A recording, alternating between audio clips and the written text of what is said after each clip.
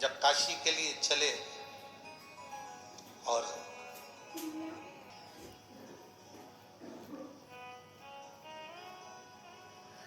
आज विदर्भराज को नहीं मालूम था कि मेरा पड़ाव जहां पर रुका है ये कौंडल्य मुनि का आश्रम है।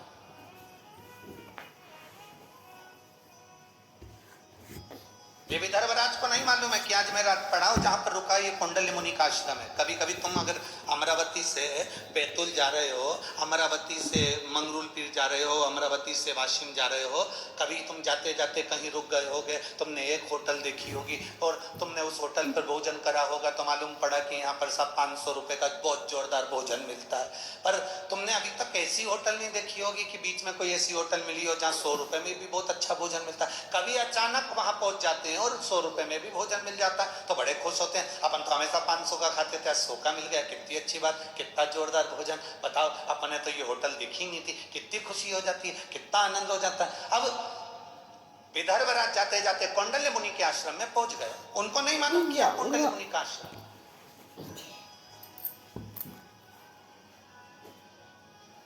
उनके स्मरण में है ही नहीं।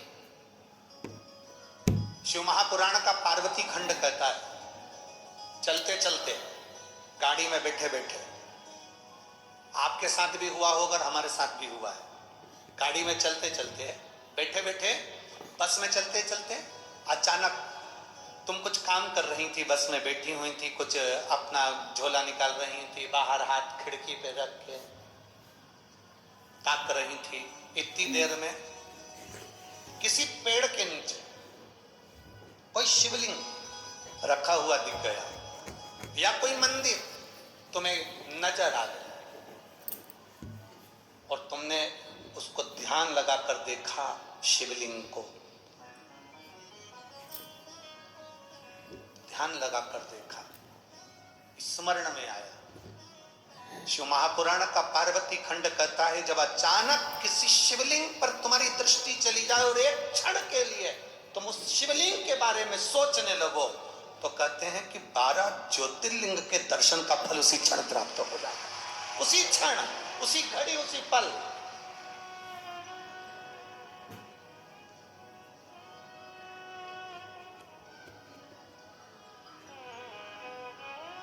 शिव का दर्शन, शिव महापुराण की कथा, शंकर भगवान का भक्त का दर्शन, शिवालय का दर्शन, ये शंकर की अनुमति बिना नहीं हो सकता। जन्म, मरण और परण, समझते हो ना? 3 चीज। जन्म मतलब डॉक्टर ने कह दिया 14 तारीख को बहू की डिलीवरी होगी, मालूम पड़े 15 दिन और निकल गए या फिर 8 दिन पहले ही हो गई क्योंकि उसने जन्म देने वाला हो। मरण, डॉक्टर ने कह दिया इसकी अंतिम सांसें चल रही है, इसको घर ले जाओ, मालूम पड़े 2, 4, 6 महीने तो ये निकाल दिए। आप में से कई बुजुर्ग माताएं बैठी है जो 2, 4 बार तो इनकी बहुओं ने नीचे गोबर लीप के सुला दिया, फिर भी नहीं निपटी, फिर भी वैसी की वैसी है।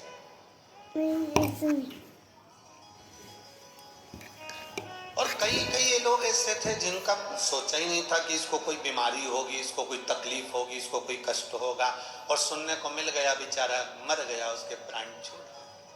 मरण, जन्म उसके हाथ में, मरण उसके हाथ में, और परण मतलब विवाह, शादी। किससे होना है? कितनी पत्रिका देखी, या जितनी मेरी बेटियां बैठी हैं, जितनी मेरी जीजियां बैठी हैं, मेरी बहनें जितनी बैठी हुई हैं, मेरी माताएं जितनी बैठी हुई हैं, आपके लिए कितने लड़के देखे होंगे? ईमानदारी से बता, तुम खुद दिल पे हाथ रख के बोलो कि तुम्हारे लिए कितना लड़का देखा, पर तुम्हारी किस्मत में यही भेरू लिखा था। कितना देखा, कितना।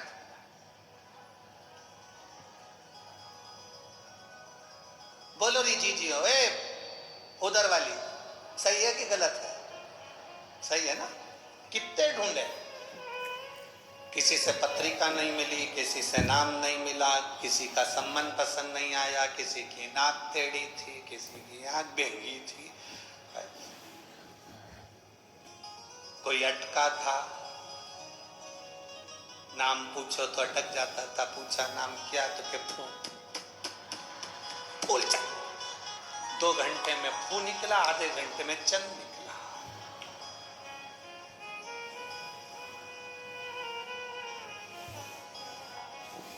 बहुत आपत है इन लोगों से बचा। एक बार ग्वालियर में कथा थी, बहुत पहले की बात है, बहुत पहले, लगभग 23-24 साल पहले की बात होगी। उस समय ग्वालियर में तांगे चलते थे, घोड़ा गाड़ी ग्वालियर में चलते थे, घोड़ा गाड़ी। हम गए थे कथा करने के लिए जाखेटिया फैमिली में, और मेडिकल वाले जाखेटिया जी क्या कथा थी। हमने कहा जाखेटिया जी तुम्हारे यहाँ पर एक मंदिर अच्छा है, उसका दर्शन करने जाएंगे। जैसे हमने कल उनसे कह दिया विधायक जी से कि आप क्या मंदिर अच्छा है, दर्शन करने जाएंगे, तो उनने तो कह दिया। अब इस समय तो गाड़ियाँ चलती तो वो गाड़ी लगा दे। उस समय तो हमने कहा जाखेटिया जी दर्शन करने जाएंगे, तो वो बोले गुरु जी गाड़ी लगवा दे। हमने कहा गाड़ी रहने दो, हमारी भी तो बुद्धि फिर गई थी। हमने कहा तुम्हारी वो घोड़ा गाड़ी लगवा दो, तांगा। अच्छा, उस दिन से तांगे में बैठने में थोड़ा सा डर भी लगता है। हम जब शुरू में आए थे ना ये अमरावती में, अभी कथा चालू हुई उसके एक दिन पहले हम जब यहाँ पहुंचे, तो हमारे विधायक महोदय ने भी हमारे लिए वो घोड़ा गाड़ी लगाई थी। अब हमारी तो जान दुख है, हमारी जान दुख है, क्योंकि वो कहते ना कि दूध से जला हुआ व्यक्ति छाछ भी फूंक के पीता। अब ग्वालियर में हमने कहा जाखेटिया जी तुम एक काम करो, घोड़ा गाड़ी लगाओ। अब उन्होंने घोड़ा गाड़ी लगा दी। उनका एक नौकर था, उसको मालूम था मंदिर कहाँ है, उसको आगे बिठा दिया, हम सब पीछे बैठ गए। अब हम पीछे भी सीट थी, आगे भी थी, वो इधर नौकर बैठा, इधर हम बैठे, गाड़ा तांगा चलाने वाला चलाता। पीछे सारे लड़के आशीष और ब्राह्मण और सब पीछे बैठे, और घोड़ा वाला चलाते जाए। और जो साथ में बैठा था वो उनका जाखेटिया जी का सेवादार, मेडिकल संभालने वाला, ओके तांगा इधर मोड़ दे, ओके। अब यहाँ तांगा और वो झंडा लगा है ना बीच में, वहां खड्डा। अब हमको नहीं मालूम था कि ये जो हमारे को मंदिर लेके जा रही है ये अटक जाता है, हमको नहीं मालूम था। वो यहीं से चालू हो गया। हम सोचे खांसी आ गई। अब हमको क्या मालूम था कि हुआ क्या इसको। हम पीछे बोल रहे पानी लाए हो, तो क्या नहीं ला, तो ये आखिरी में वो तांगा खड्डे में गिर गया। जो खड्डे में गिरा तो माँ इसके मुंह से निकला डा। ये इधर हम उधर, मोहल्ले के लोगों ने उठाया, पट्टा पट्टी बनवाया। कभी आपको मौका लगे तो वो कथा भी YouTube पे डली होगी, जिसमें हम हाथ में पट्टा बांध के कथा वाच रहे थे। तीसरे दिन की कथा। अब पट्टा पट्टी बांध के जाखेटिया जी क्या कि तुम्हारी किस्मत बड़ी प्रबल है, आज तुम्हें बाबा भोलेनाथ का दर्शन। जिंदगी में एक गलती कभी मत करो। जो शंकर को मानने वाले हैं, शिव महापुराण की कथा सुनने वाले हैं, शंकर के मंदिर में एक लोटा जल चढ़ाने वाले हैं, वो जिंदगी में एक गलती करो, पर जिंदगी में किसी दूसरे की धर्म की कोई स्थान हो, मां अपना माथा कभी मत झुकाओ। अपना सिर को सिर बनाकर रखो, नरियल मत बनाओ कि हर कोई फोड़ दिया।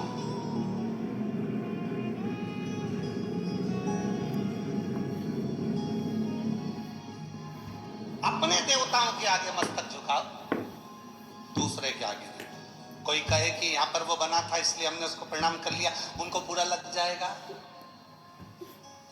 अपनी सास को छोड़कर पड़ोसन को कितनी भी चाय पिला लो, पड़ोसन अपनी प्रॉपर्टी दे देगी।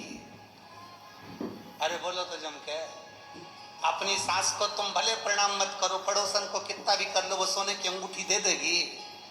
विदर्भ की पड़ोसन देती होगी, हमारे यहाँ की नहीं देती। हमारे सीओर की तो कभी नहीं देगी, भूत और भविष्य। तुम्हारे यहाँ की पड़ोसन अपनी प्रॉपर्टी दे सकती होगी, तुम प्रणाम करोगे, चाय पिलाओगे, काकी जी आओ साहब, काकी जी आओ साहब, काका जी आओ साहब, इनको पिलाओ उनको पिलाओ, वो अपनी प्रॉपर्टी दे सकते हो, हमारे यहाँ नहीं देते।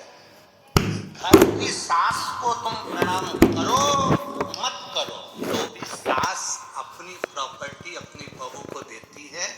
इसलिए निवेदन है, किसी दूसरे धर्म को तुम कितना भी नमन कर लो, वो तुम्हें कुछ नहीं दे सकते, देगा तो हमारा सनातन धर्म ही देगा।